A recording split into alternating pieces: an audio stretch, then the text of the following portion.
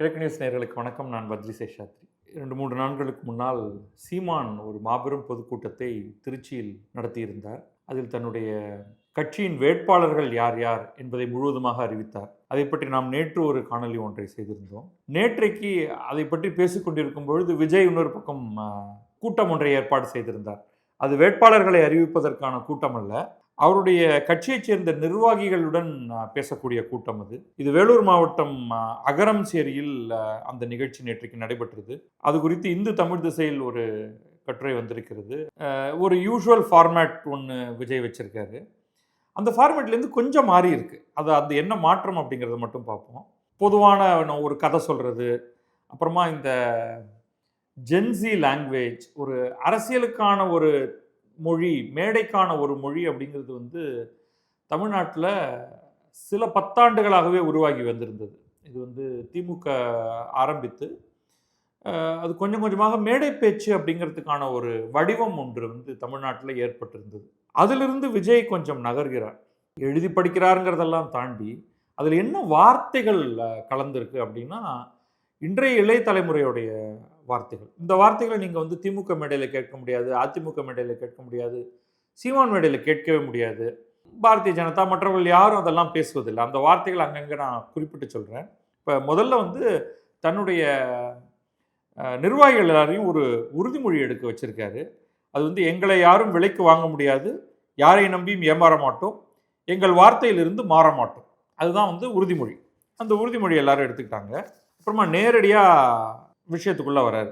அங்கே தான் அந்த மொழியிலையும் மாற்றம் வருது. கொஞ்ச நாளைக்கு முன்னாடி ஸ்டாலின் சார் ஒரு உருட்டு உருட்டினார். இந்த உருட்டினார்லாம் நீங்கள் சீரியஸ் அரசியல் மேடைகளில் கேட்கவே முடியாது. இது விஜய் தமிழக அரசியலுக்கு கொடுத்துருக்கக்கூடிய ஒரு புது லாங்குவேஜ். அஃப்கோர்ஸ் தெருவில், சினிமாவில் இங்கெல்லாம் இந்த இது வந்துருச்சு.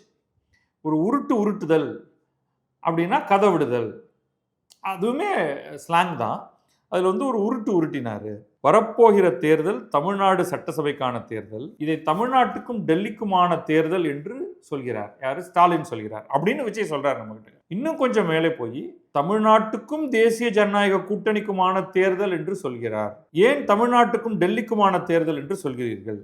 எந்த தேர்தலை எப்படி கையாள வேண்டும் என்று தமிழ்நாட்டு மக்களுக்கு தெரியும் அப்படின்னு சொல்லிட்டு இங்கே இன்னொரு அவருடைய லாங்குவேஜ் வருது. நீங்கள் ஒன்றுக்கும் உதவாத பால் டப்பாவை உருட்டி கொண்டிருக்கிறீர்கள். இது எனக்கு இது தெரியல, என்ன பால் டப்பா உருட்டுறதுனான்னு தெரியல. ரொம்ப உருட்டுறாரு அப்படிங்கிறது கூட தெரியுது. பால் டப்பா உருட்டுறதுங்கிறது தெரியல. ஏதாவது ஒரு சினிமாவில் வந்திருக்குமோ, ஏதாவது ஒரு காமெடி சீனில் வந்திருக்குமோன்னு. நீங்கள் பால் டப்பா உருட்டுறீங்க அப்படின்னு சொல்கிறாரு. சொல்லிட்டு உண்மையிலேயே இந்த தேர்தல், அவர் சொல்ல வந்த ஈக்குவேஷன் என்னன்னா, ஸ்டாலின் இந்த தேர்தலை தமிழ்நாட்டு மக்களுக்கும் டெல்லிக்குமான தேர்தல் என்று சொல்கிறார். தமிழ்நாட்டு மக்கள் திமுக பக்கம், அதனால திமுகவும் தமிழ்நாட்டு மக்களும் ஒரு பக்கம், டெல்லினா பாரதிய ஜனதா, தேசிய ஜனநாயக கூட்டணி, அவர்களுக்கு பின்னால் இருக்கக்கூடிய அதிமுக அப்படின்ட்டு அவர்கள் இருவருக்குமான மோதல் அப்படின்னு ஸ்டாலின் சார் சொல்றாரு. ஆனால் உண்மையிலேயே இந்த தேர்தல் அப்படிங்கிறது தமிழ்நாட்டு மக்களுக்கும் ஸ்டாலின் சாருக்கும் நடக்கிற போர். அதில் தமிழ்நாட்டு மக்களோட விஜய் இருக்கார். இந்த ஈக்குவேஷன் தான் அவர் சொல்ல வர்றாரு.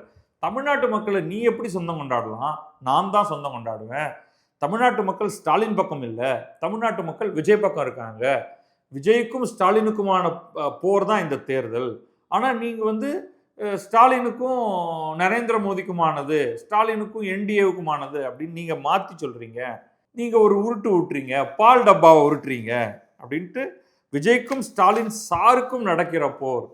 தூய சக்தி டிவிகேவுக்கும் தீய சக்தி திமுகவுக்கும் தான் இந்த போர். இந்த உக்கிரமான போரில் பால் டப்பாவை உருட்டி கொண்டு இன்னொரு காமெடி வேறு. அவரது ஆட்சியில் தான் தமிழ்நாடு சூப்பர் ஸ்டார் மாநிலமாக இருக்கிறதா அப்படின்னு சொல்லிட்டு, அதெல்லாம் கிடையாது. தமிழ்நாடு சூப்பர் ஸ்டார் மாநிலமாக இருந்தது காமராஜர் ஆட்சியில், அண்ணா ஆட்சியில், எம்ஜிஆர் ஆட்சியில். அதில் ஜெயலலிதாவை சொல்லலை, கருணாநிதி பேரையும் சொல்லலை, அதெல்லாம் கவனிச்சிங்க. இன்றைக்கு ஒன்றுக்கும் உதவாத உல்டா மாடல் ஆட்சியில் தமிழ்நாடு சூப்பர் ஸ்டார் மாநிலம் இல்லை, சூப்பர் ஸ்டாண்டப் காமெடிக்காரர் நடத்துகிற மாநிலமாக மாறிவிட்டது. இதுதான் ஒரு ஓப்பனிங் சால்வம். இப்போ எதிராளியை அடிக்கணும் அப்படின்னா அவர் சொன்ன ஈக்குவேஷன் அந்த ஈக்குவேஷன் இல்லை, ஈக்குவேஷனே வேற. நீங்கள் சூப்பர் ஸ்டார் மாநிலத்தை நடத்தலை, நீங்கள் ஒரு சூப்பர் ஸ்டாண்டப் காமெடி ஆள், இதற்கு முன்னால் இருந்த முக்கியமான சில முதல்வர்கள் யாருன்னா அண்ணா, காமராஜர், அண்ணா, எம்ஜிஆர் அவங்கெல்லாம் இருக்கும் பொழுது சூப்பர் ஸ்டார் மாநிலமாக இருந்தது. இன்னைக்கு போயிருச்சு. இது வந்து பார்ட் 1 அப்படின்னு வச்சுக்கோங்க. பார்ட் 2 வந்து அவர் விஜயோடைய சோர் பாயிண்ட் அதுதான், கரூர். அதுக்கு வர்றாரு. அதுக்கு வரும்பொழுது திருப்பி ஸ்டாலின் சொன்னதை வச்சு சொல்கிறார். ஸ்டாலின் சொல்கிறாரு, எனக்கு எதிரிகளே இல்லை, எல்லோருமே எனக்கு நண்பர்கள் தான் அப்படின்னு. எனக்கு ஒரு புது ஃப்ரெண்டு கிடைச்சிட்டாரு. ஸ்டாலின் எல்லாரையும் நண்பர்கள்னு சொல்கிறதுனால விஜய் ஆகிய என்னையும் நண்பர்னு சொல்கிறாரு. அப்போ நானும் வந்து அவருக்கு நண்பர் ஆயிட்டேன். ஆனால் பாருங்க, நண்பர் அப்படின்னா கரூர் சம்பவத்தில் என் மீது பழியை ஏன் தூக்கி போட்டீங்க? உங்களுக்கு மனசாட்சின்னு ஒன்று இருந்தால் அப்படி பேசி இருப்பீர்களா அப்படிங்கிறாரு. ஸோ இந்த இடத்துல வந்து திமுக தன் மீது ஒரு மிக கடுமையான ஒரு குற்றச்சாட்டை, கரூர் சம்பவத்தை வந்து யார் மேலேயாவது குற்றம் சாட்டணும்னா அது நிச்சயமாக தாவேக மீது தான். ஆனால் தனிப்பட்ட முறையில் விஜய் மீது அந்த குற்றத்தை சாட்டணுமா, இல்லை வேறு பல ஃபேக்டர்ஸ் இருந்ததா, அதை வந்து எப்படி ஹேண்டில் பண்ணணும் அப்படிங்கிற சமயத்தில் வந்து திமுக கன்ஸ் பிளேசிங் விஜய் ஒரு கார்னருக்குள்ளே கொண்டு போக பார்த்தாங்க. அதைத்தான் அவர் இங்கே வந்து ஹைலைட் பண்ணுறாரு. பழியை வந்து எம் மீது போட்டிங்க, பர்சனலைஸ்டாக அதை ஆக்கிட்டாரு. என்ன வந்து எல்லாத்துக்கும் காரணமாக மாற்றினீங்க, உண்மையில நான் உங்களுடைய நண்பராக இருந்தால் நீங்கள் அப்படி பண்ணியிருப்பீங்களா அப்படின்னு அடுத்த ஒரு பாயிண்ட்டு. அதுக்கப்புறம் மற்ற மல்டிபிள் சின்ன சின்ன இதெல்லாத்தையும் விட்டுருவோம். எங்கே வித்தியாசப்படுது இதுக்கு முன்னாடி இருக்கிறதுலேருந்து இந்த பேச்சு அப்படின்னா, ஸ்பெசிஃபிக்கான குற்றச்சாட்டுகளும் ஸ்பெசிஃபிக்கான சில விஷயங்களை நான் செய்வேன் அப்படின்னு அவர் சொல்கிறது. இப்போ பொதுவான குற்றச்சாட்டுகளை விட இப்போ குற்றச்சாட்டுகளை அடுக்கிறார். இப்போ ரெட்டாரிக்கானதுன்னு சொல்லலாம், ஃபேக்ட் பேஸ்டுன்னு சொல்லலாம். இப்போ ரெட்டாரிக் அப்படின்னா நீங்கள் என்ன செய்தீர்கள், இதுக்கு என்ன பதில் சொல்கிறது, நீங்கள் தான் அடுக்கிட்டு போகணும். இந்த ஆட்சி இதுவரை என்ன செய்திருக்கிறது, இந்த ஆட்சி அலங்கோலமான ஆட்சி, இந்த ஆட்சி நல்லாட்சியே கிடையாது அப்படின்னு நீங்கள் வந்து பொதுவாக வார்த்தைகளை மட்டும் வைத்து காரணங்கள் கற்பிக்காமல் குற்றச்சாட்டுகளை சொல்வது, எவிடன்ஸ் காண்பிக்காதது, சான்றுகள் காண்பிக்காதது, இப்படி தான் அவர் வந்து பெரும்பாலும் பேசிகிட்டு இருந்தார். இப்போ சில புள்ளிகளை தொட்டு இந்த குற்றங்களை நீங்கள் செய்திருக்கிறீர்கள், குற்றம்னு வரும்பொழுது நீங்கள் செய்திருக்கிறீர்கள் சிலவற்றை, செய்யாமல் இருந்திருக்கிறீர்கள் சிலவற்றைன்னு சில லிஸ்ட்டு கொடுக்குறாரு. அது என்ன அப்படின்னு பார்த்துருவோம். ஃபஸ்ட்டு மின்சார கட்டணம்.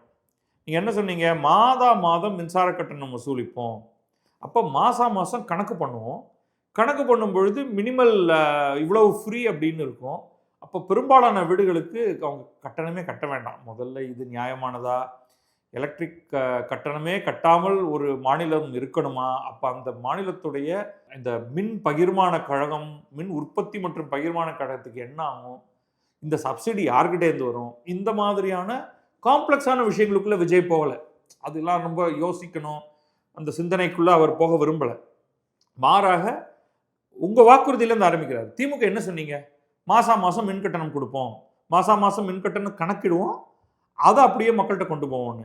இன்ஸ்டன்ட் நீங்கள் என்ன பண்ணிட்டீங்க, 2 மாதத்துக்கு ஒரு தடவை மின் கட்டணம் வசூலிக்கிறத இன்னி வரைக்கும் நீங்கள் மாற்றலை.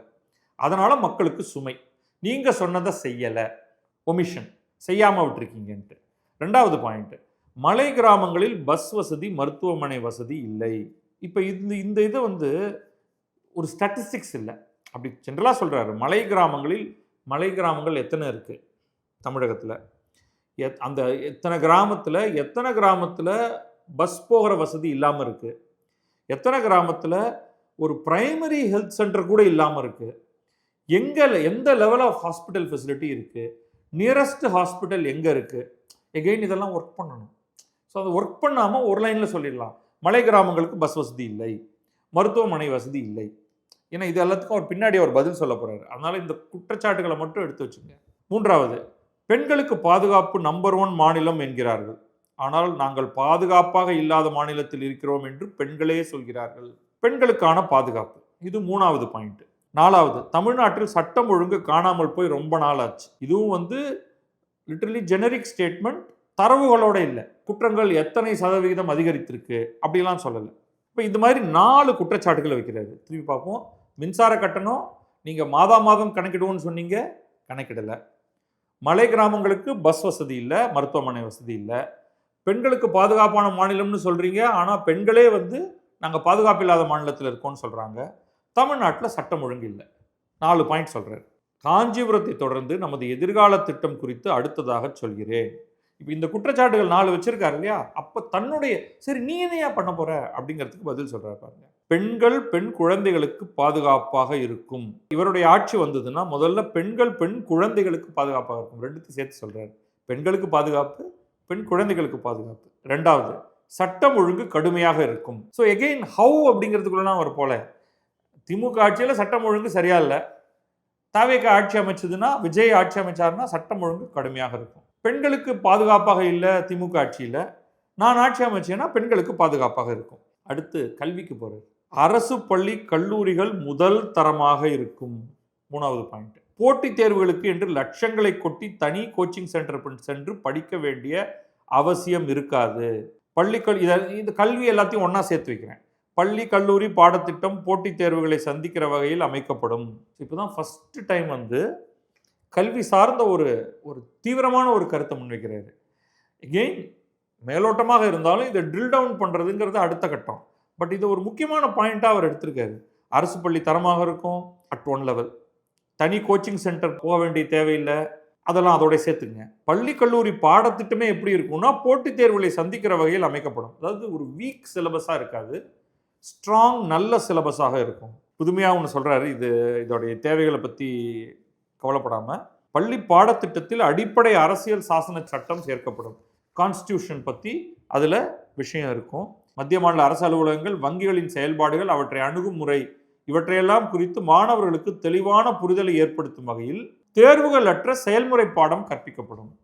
ஸோ அட்லீஸ்ட் கல்வி பற்றி கொஞ்சம் சிந்தனை அங்கே வந்திருக்கு. இப்போ கண்டினியூ பண்ணுறாரு. அனைத்து அரசு பள்ளிகளிலும் பெண் குழந்தைகளுக்கு சுத்தமான, சுகாதாரமான மற்றும் தரமான கதவுகள் பொருத்தப்பட்ட ரெஸ்ட் ரூம் அமைக்கப்படும். டாய்லெட் ஃபெசிலிட்டி, கழிப்பறைகள் அமைக்கப்படும் அப்படின்னு சொல்கிறாரு. இப்போ வெறும் பெண் குழந்தைகளுக்கு மட்டும் இல்லைங்க, ஆண் குழந்தைகளுக்கும் சுத்தமான, சுகாதாரமான, தரமான கதவுகளும் அங்கேயும் பொருத்தலாம், தப்பு இல்லை. பொருத்தப்பட்ட கழிப்பறைகள் தேவைப்படும், அதையும் சேர்த்துங்க.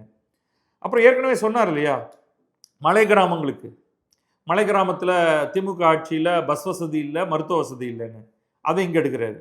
மலை கிராமங்களில் அரசு ஆரம்ப சுகாதார நிலையங்கள் பிரசவம் பார்க்கும் வசதியுடன் அமைக்கப்படும். Primary health care centre including pregnancy கேப்பபிலிட்டியோட குழந்தை பேரை எடுத்துக்கொள்ளக்கூடிய வகையில் அங்கே அமைக்கப்படும்னு, கூடவே மருத்துவர்களும் வருவாங்க அப்படிங்கிறதையும் சேர்த்துக்கணும். பஸ் போக்குவரத்து இல்லாத கிராமங்கள் மற்றும் மலை கிராமங்களே இல்லை என்ற நிலை உருவாக்கப்படும். ஸோ அவர் என்னென்ன குற்றச்சாட்டுகளை வச்சாரோ திமுக ஆட்சியின் மீது, அதை அத்தனையும் நான் சரி செய்வேன் அப்படின்னு சொல்றாரு. ரொம்ப டீட்டெயில்ஸ் இல்லை, பட் குறைஞ்சபட்சம் இதெல்லாம் ஹைலைட்டிங் பாயிண்ட்ஸாக எடுத்திருக்காரு. கல்வியில் குறைன்னு அவர் சொல்லலை, ஆனால் நான் இதெல்லாம் சரி செய்ய போகிறேன் அப்படிங்கும் பொழுதே குறை இருக்குது அப்படிங்கிறத அவர் எடுத்துக்கிறாரு. அங்கங்கே ஒரு சில பாயிண்ட் அள்ளி கொடுக்குறாரு. பட் அட்லீஸ்ட் இது ஒரு ஓரளவுக்கு இது ஒரு பெரிய முன்னேற்றம் அப்படின்னு நான் பார்க்குறேன். உன்னுடைய திட்டம் என்ன, நீ என்ன செய்ய போகிற அப்படிங்கிறதுக்கு ஏதோ இங்கே ஒரு புள்ளி அங்கே ஒரு புள்ளி வர ஆரம்பிக்குது சொல்லிட்டு திருப்பி தாக்குதலுக்கு போகிறாரு. ஆரம்பத்திலேயே தாக்குதலில் தான் ஆரம்பித்தார். இது யாருக்கும் போட்டி அப்படிங்கிறதுலேருந்து பால் டப்பா உருட்டுறதை பற்றி சொன்னார். அடுத்து இதுக்கு ஒரு பேர் சூட்டியிருக்காரு. திமுக கூட்டணிக்கு நான் கல்லாப்பட்டி கூட்டணி என பெயர் வைத்துள்ளேன் அப்படின்னு சொல்லிட்டாரு. சீமான் இதே ஒரு பாயிண்ட்டை சொன்னார்.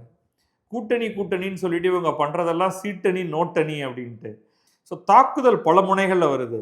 அப்புறம் நடுவில் குட்டி கதையெல்லாம் சொல்லி கண் கலங்கி என்னை உடலும் உயிரும் போல, தமிழக மக்களும் விஜயும் ஒன்று, உடலும் உயிரும் போல, யாராலும் பிரிக்க முடியாது அப்படின்னு சொல்லிட்டு ஒரு கண்ணீர் சென்டிமெண்ட்டையும் போட்டுட்டு, அதான் அவர் இன்னொரு முக்கியமான பாயிண்ட் என்ன சொல்கிறாருன்னா, ஒவ்வொரு 5 வருடத்துக்கும் ஒரு முறை நடக்கும் தேர்தலாக இதை நினைத்து விடாதீர்கள், 50 வருடத்துக்கு ஒரு முறை நடக்கப் போகும் அதிசய தேர்தல் இது அப்படின்னு சொல்லிட்டார். ஏன்னா இவர் உள்ள இறங்குறாரு இல்லையா, அதனால 50 ஆண்டுகளுக்கும் ஒரு முறை நடக்கக்கூடிய அபூர்வமான தேர்தல். அந்த தேர்தலில் நான் நிற்கிறேன், நீங்கள் என்னை ஜெயிக்க வையுங்கள் அப்படின்னு அவர் சொல்கிறாரு. இன்னும் நிறையா பாயிண்ட்லாம் சொல்லியிருக்காரு. இது மட்டும் போதும். ஸ்டாலினின் ஆட்சியில் எண்ணற்ற குறைபாடுகள் உள்ளன, அதில் ஒரு 4 நான் சொல்லியிருக்கேன், அந்த 4ஐயும் அதுக்கு மேலேயும் நான் சரி செய்வேன், அதனால் எனக்கு வாக்களியுங்கள் அப்படின்னு சொல்லி முடிக்கிறாரு. அட்லீஸ்ட் கொஞ்சம் விஜயோடைய இந்த கேம்பெயினில் கொஞ்சம் கொஹெரன்ஸ் வர ஆரம்பிச்சிருக்கு. தாக்குதல் அதிகப்படுத்துகிறாரு, நிறைய எமோஷன் சேர்த்துருக்காரு, டெலிவரியில் ஒரு பஞ்ச், ஸ்ட்ராங் சென்டிமெண்ட்ஸ் எல்லாம் கலந்து வருது. இன்னும் கடுமையாக சூடு பிடிக்க போகுது. எப்போ இவர் வந்து வேட்பாளர்களை அறிவித்து இனிமேல் இவருக்கு கூட்டணின்னு எதுவும் நடக்கும் அப்படின்னு நான் நினைக்கல. வேட்பாளர்களை அறிவித்து இவர் எங்கே நிற்க போகிறாரு, இப்போ வந்து சீமான் காரைக்குடி அப்படின்னு வெளில தெரிஞ்சிருச்சு. இப்போ அடுத்தது விஜய் எங்கே நிற்க போகிறாரு, அது வந்து சில தகவல்கள் வந்து அவர் வட சென்னையில் ஏதாவது ஒரு இடத்துல நிற்கலாம் அப்படிங்கிற மாதிரியான ஒரு தகவல் இருக்குது. வேறு சில இடங்களையும் பேர் சொல்லிட்டு இருக்காங்க. பார்க்கலாம் அது என்ன நடக்குதுன்னு. வரும் நாட்களை மேலும் தொடர்ந்து விஜய் என்ன சொல்ல போகிறார் அப்படிங்கிறத ஆர்வத்தோடு பார்ப்போம். நன்றி, வணக்கம். நான் பத்ரி சேஷாத்ரி. இது கிழக்கு நியூஸ்.